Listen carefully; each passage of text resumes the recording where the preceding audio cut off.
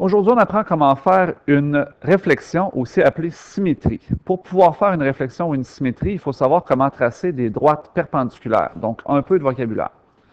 Deux droites sont perpendiculaires si elles se coupent à angle droit. Le symbole pour l'angle droit, c'est un T inversé. Donc, on vous invite à le surligner. Donc, le T inversé signifie perpendiculaire. On voit là, que les deux segments de droite se rencontrent à angle droit. Et ce symbole signifie perpendiculaire à. On voit ici dans l'exemple deux droites qui sont perpendiculaires. La droite D1 qui est perpendiculaire à la droite D2. Il y a un angle droit entre les deux. Donc, on note que D1 est perpendiculaire à D2. Pour ce chapitre-ci, ce qui nous intéresse, ce n'est pas nécessairement la notation, mais plutôt de tracer des droites perpendiculaires. Dans vos notes de cours, vous avez déjà un exemple tout préfet de droite perpendiculaire, hein, mais on veut être certain que vous sachiez comment le faire, donc on vous fait un exemple que vous n'avez pas à noter. Pour tracer des droites perpendiculaires, on utilise l'équerre. Donc l'équerre, vous en avez deux dans votre kit de géométrie. Il y a celle qui est isocèle avec deux côtés isométriques, puis il y a celle qui n'a pas de côté isométrique, qui est plutôt scalène. Mais ce sont toujours des triangles qui sont rectangles. Donc il y a un angle ici qui est à 90 degrés. C'est cet angle-là qui est important. En fait, sur votre équerre, il y a trois côtés et il y en a un qui sert absolument à rien. Donc nous, on utilise les deux côtés de l'angle droit. On n'utilise pas le côté, le plus long côté de votre équerre parce qu'il n'est pas à angle droit, il ne sert donc à rien. Pour tracer des droites perpendiculaires, hein, ce qu'on vous demande de faire, c'est de placer votre équerre. Donc, la première des choses qu'on fait, c'est qu'on place l'équerre, peu importe le côté, un des côtés de l'angle droit, le long de notre côté de départ, ou de notre droite de départ. Donc, on place notre équerre le long du côté. Et comme cet angle-ci est un angle droit, ça nous permet de tracer plein de droites perpendiculaires. Donc, on peut tracer une première droite perpendiculaire ici. On peut déplacer notre équerre sans la tourner et tracer une autre droite perpendiculaire à côté. Supposons que j'en trace une dernière. Voici une dernière droite perpendiculaire à ma droite de départ. Donc, ces trois droites sont perpendiculaires à la droite de départ. Et ces droites pourraient être prolongées de l'autre côté de mon axe. Donc, je pourrais prolonger toutes ces droites de l'autre côté, en étant le plus précis possible, bien entendu. Et c'est ce qu'on va utiliser, nous, quand on va faire des réflexions. Définition de la réflexion. Donc, son autre mot, c'est la symétrie. Vous pouvez utiliser un ou l'autre. La réflexion est une transformation qui permet de retourner une figure. C'est le principe d'une feuille de papier recto-verso. Donc, vous retournez la figure, vous la changez de côté. Donc, si c'était votre main, vous auriez la paume, puis de l'autre côté, le dessus de la main. Vous changez de bord. La réflexion, son abréviation, c'est un S. Ça peut être un S ou un S en lettres attachées. Et elle est entièrement définie par son axe. Cet axe, il est infini. Donc, vous notez qu'il est infini. Et ça va empêcher quelques petits problèmes de compréhension quand on va arriver à tracer nos symétries ou réflexions. D'ailleurs, c'est pour ça qu'on utilise le symbole S, parce qu'on parle plutôt de symétrie que de réflexion. Les étapes de réalisation, pour l'instant, seulement les écouter. On va les appliquer dans deux exemples. Donc, première étape, on doit prolonger l'axe de symétrie aux deux extrémités, plus large que la figure. Parce que notre axe, il est infini. Donc, même si vous avez un axe qui mesure 4 cm, cette longueur-là, elle n'est pas importante. Donc, on rallonge la ligne des deux sens. On trace avec l'équerre des lignes perpendiculaires à l'axe de symétrie et qui passent par chacun des sommets. Et on les prolonge, si possible, avec la règle de l'autre côté de l'axe. Vous pouvez vous rajouter de l'autre côté de l'axe. On déplace chaque sommet sur sa ligne de l'autre côté de l'axe à l'aide du compas ou de la règle. Mais le compas est plus précis. et relier les sommets de la figure et les nommer. Donc, nos deux exemples. On a ici un trapèze et un axe de symétrie S1. Donc, la première des choses qu'on doit faire, c'est de prolonger notre axe parce que la ligne S1, elle est infinie. Elle se prolonge à l'infini vers le haut et vers le bas. Donc, ici, on ne va pas la relier à l'infini, mais on va quand même la prolonger. Ça va nous permettre d'éviter des erreurs de compréhension et ça va aussi nous permettre plus de précision quand on va placer notre équerre. Ensuite, on va aller placer notre équerre le long de l'axe. Et le but, c'est que notre équerre passe par chacun des sommets. Je vais les faire dans l'ordre. Je vais commencer par le sommet A. Donc, je place mon équerre le long de mon axe S1 et l'autre côté de l'angle droit passe par le point A. Et c'est là que je vais tracer ma première ligne. Vous pouvez la faire en pointillé, vous pouvez la faire pâle. Hein? Donc, mon premier segment qui relie mon sommet à mon axe. Je vais déplacer mon équerre. Ici, je vais aller faire le sommet B. Vous n'êtes pas obligé de les faire dans l'ordre. Hein? Et je vais relier mon sommet B jusqu'à mon axe. On essaie de ne pas bouger l'équerre. Hein? Ensuite, je relie mon sommet C à mon axe. Et je relie finalement mon sommet D à mon axe. Ça me forme 4 angles droits de ces segments-là qui relient à mon axe de symétrie.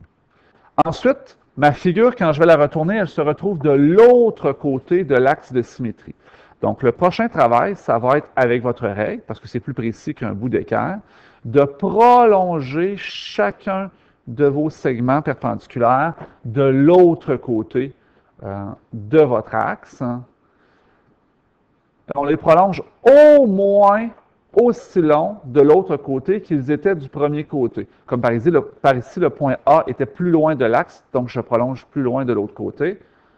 On va faire l'axe de l'autre côté et la ligne du sommet D de l'autre côté. Et là, le principe, quand je fais une réflexion, c'est que chaque sommet se retrouve à la même distance de l'autre côté de l'axe que la distance qu'il avait du premier côté. Donc là, ce que je fais en couleur, vous n'avez pas à le faire, hein, mais c'est juste pour vous montrer c'est quoi le principe. Donc, le point A va se retrouver de l'autre côté de l'axe à la même distance que le premier côté.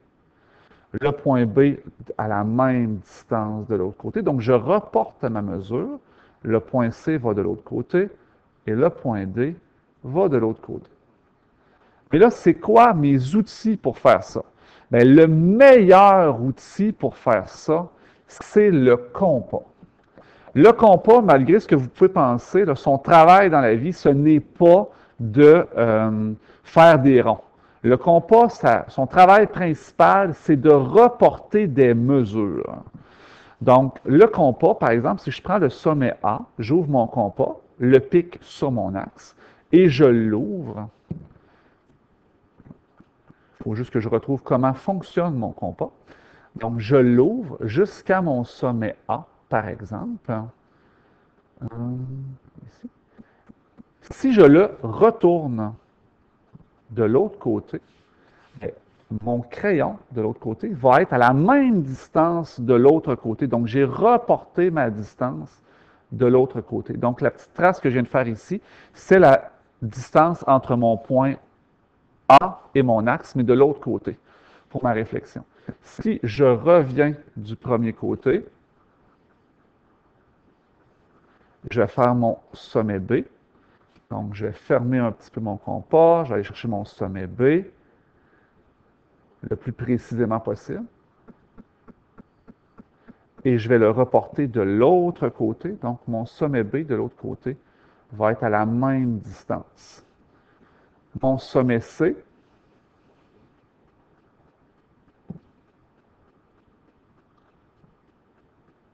je prends la distance, je la reporte, je retourne mon compas de l'autre côté.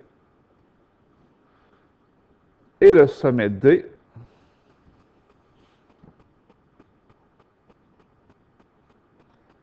prends ma distance, je retourne mon compas et je viens faire une trace du deuxième côté.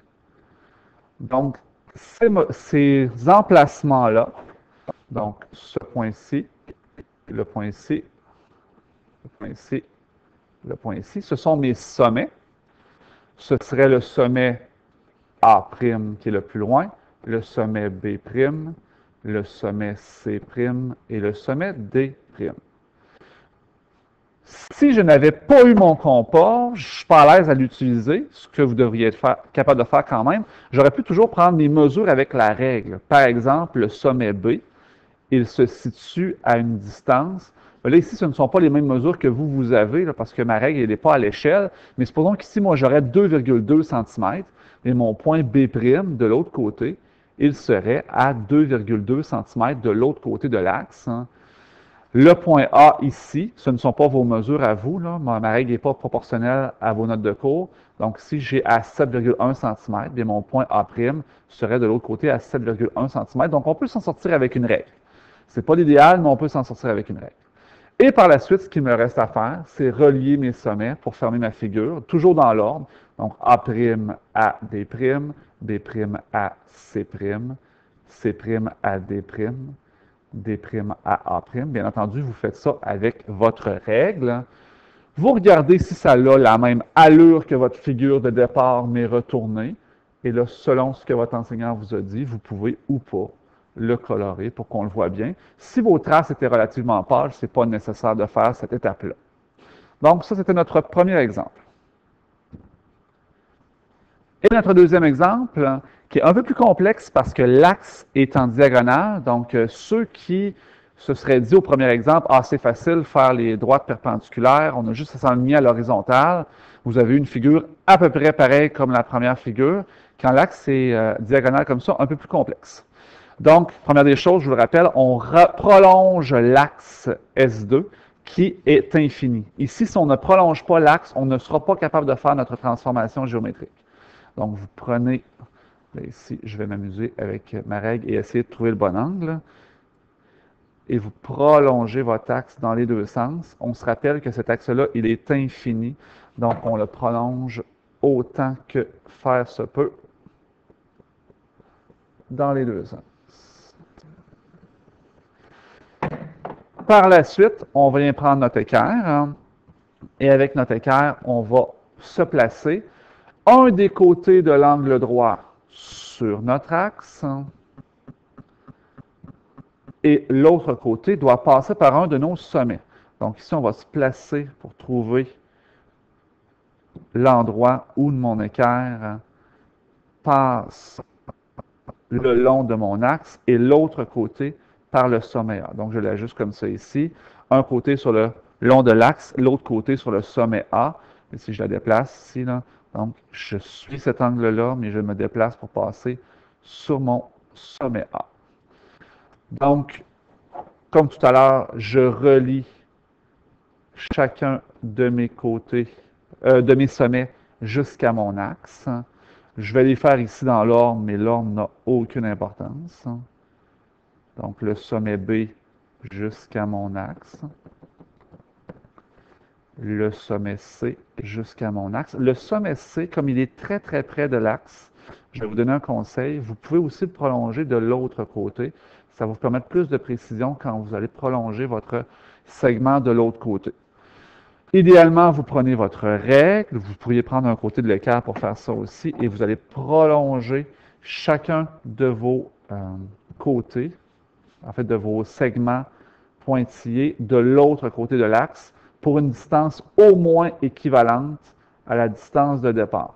Donc ici, mon sommet A, je vais le prolonger, son segment de l'autre côté, donc vers le bas, pour une distance au moins équivalente à celle que j'avais déjà tracée. Le sommet C, qui est très près de l'axe, je n'ai pas besoin de tracer très très loin. Je peux m'en mettre plus que pas assez. Et le sommet B, donc je prolonge de l'autre côté. Mon sommet B est quand même assez loin de mon axe, donc je vais prolonger beaucoup. Et on est rendu à reporter nos mesures. Donc, je vous rappelle le principe, hein, c'est toujours bien de le voir. Donc, le sommet A va se retrouver à la même distance de l'autre côté, le sommet B à la même distance de l'autre côté, et le sommet C aussi. Donc, si je regarde mon sommet B ici, c'est pas ce couleur-là que je voulais le faire. Donc, voilà. Et mes distances, je les reporte de l'autre côté. Avec quel outil est-ce que je vais faire ça? Bien, mon outil le plus précis, c'est le compas. Mon outil de dépannage, c'est la règle. Donc, je reporte mes mesures de l'autre côté. Et pour ça, je vais prendre mon compas. Donc, mon compas, que j'ai oublié un petit peu plus haut ici, je reporte ma mesure A. Donc, je place ma pointe sèche, donc le pic de mon compas sur mon axe. Je m'organise pour trouver la bonne mesure où ma mine de crayon passe par mon sommet A. Je retourne de l'autre côté et c'est là précisément que j'ai mon sommet A. Je fais la même chose pour mon sommet B. On va commencer par le sommet C. Donc, mon sommet C qui est très, très près de l'axe. Je vais aller chercher sa mesure. Ici, mon compas ne me donne pas beaucoup de chance. De l'autre côté, je vais reporter ma mesure, ici. Et pour mon sommet B, je me place la pointe sèche, donc le pic le long de l'axe. J'agrandis mon compas pour aller chercher mon sommet B, précisément. Il en manque 1 ou 2 mm. Je me retourne et je vais replacer ma mesure de l'autre côté. On se rend compte qu'avec mon marqueur, j'étais quand même assez précis. Chaque sommet est demeuré sur la même axe, donc l'image du sommet A, c'est le sommet A', l'image du sommet C, c'est le sommet C', l'image du sommet B, c'est le sommet B', et il me reste à relier mes sommets, donc de A à B, de B à C, de C à A. Je regarde si mes figures ont la même allure. Donc, mon triangle ABC est un triangle rectangle, rectangle ou à peu près en C. Ma figure image a la même allure. Ça se ressemble. Donc, je présume que ma réflexion est bien faite. Vous pouvez ou pas la mettre en couleur si vous êtes certain de votre travail.